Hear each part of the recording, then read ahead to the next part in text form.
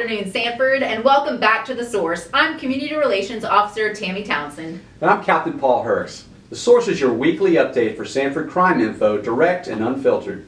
Do you think the cold weather kept criminals bundled up and inside? Well, the cold weather this week will reflect next week's trend, but let's see if we still saw a decrease. Okay. Currently, there has been a 13% decrease in crime year to date. We are also showing a 2% decrease from this time last week. Not bad, not bad. Now, let's take a look at crime trends and see if there are any significant trends to note. We saw another increase in burglaries and thefts from vehicles. In fact, burglaries, thefts, and thefts from vehicles represented 71% of the Part 1 crimes reported last week.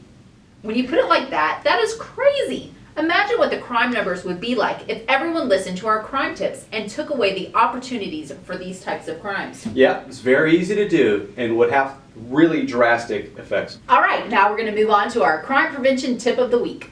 With the days of cool weather, instead of the sweltering heat of summer, many people like to have their windows open to let in some of that fresh air. Make sure you close your windows and don't forget to lock them up when you close them. As we have said a number of times, criminals are opportunists. They want to commit a crime in the easiest, fastest way possible. They will look for those open and unlocked windows, so make sure your home isn't an easy target for them. That's a great tip. You know, it's easy to forget to lock the windows back up. No one wants to be a victim, and being a victim of home burglary is not pleasant. The thought of someone in your home and looking through your things feels like an extra violation. Lock up those windows and keep it from happening to you. Are you worried that someone is going to break into your house and steal that tie for their son's disco costume? What's wrong with my tie? What do you even know about disco? You weren't even born yet. Have you looked in the mirror? But thanks for pointing out how young I am compared to you. It's time for our attempts to identify with our PIO, also known as Officer Hashtag.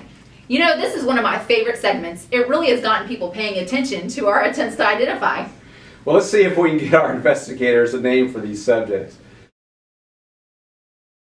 On February the 11th at approximately 12 p.m., this unknown Hispanic male entered the Walmart located at 3653 South Orlando Drive and selected multiple ink cartridges. He then hid the ink cartridges under his clothes and walked out of the store. This one is pretty simple. I can't imagine she can come up with anything for this. We shall see.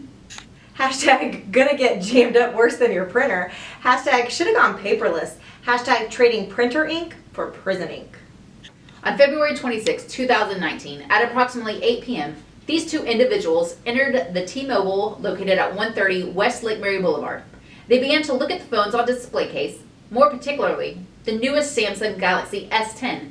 One subject was standing by the entry-exit door, and the other subject was observed cutting the power and security cables from the phone and running out of the store with the phone. Hashtag wasn't time for an upgrade. Hashtag will the jail get 5G? Hashtag someone doesn't understand the concept of a display. It's time for the In the Know segment. As a quick update to last week's segment, the date of the West Seminole Boulevard closing was pushed back to this coming Monday, March the 11th. In addition, we were notified that the road will be closed for a minimum of 5 months. All drivers should be using the new 1792 corridor, which is State Road 46 to County Road 15, or otherwise known as Monroe Road. Also, it's Bike Week again. Vroom, vroom, vroom. Wah, wah. Me, me. Whichever type of bike you prefer. What was that even supposed to be? A Harley, a street bike, a moped. It's really hard to take you seriously sometimes. As I was saying, it's Bike Week 2019, and all drivers should be extra cautious as there will be an increase in the amount of motorcycles on the road.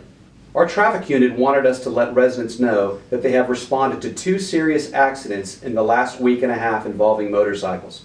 One of the accidents actually involved 2 motorcycles, and both were due to vehicles making left turns in front of the motorcycles. Be aware and look twice before turning or pulling out into traffic. Don't try and guess the motorcycle speed. Wait and let them go. If we are all extra careful, it will be a fun and safe Bike Week. SPD upcoming events. The Historic District Business Watch quarterly meeting date was changed to March 28th at 105 East 1st Street. The next Soda Pop with a Cop is scheduled for March 15th from 11 a.m. to 1 p.m. located at McDonald's at 150 Hickman Drive. Pop in for a free soda and chat with some officers. Well, that's all for this week's episode of The Source. It sure was a short one. No, it's because of your jokes and sound effects. We want to keep it short. Oh, so you didn't want to hear another joke about your tie? Oh. I don't even know how to react to that. Because you can't. Until next week, keep it safe, Sanford.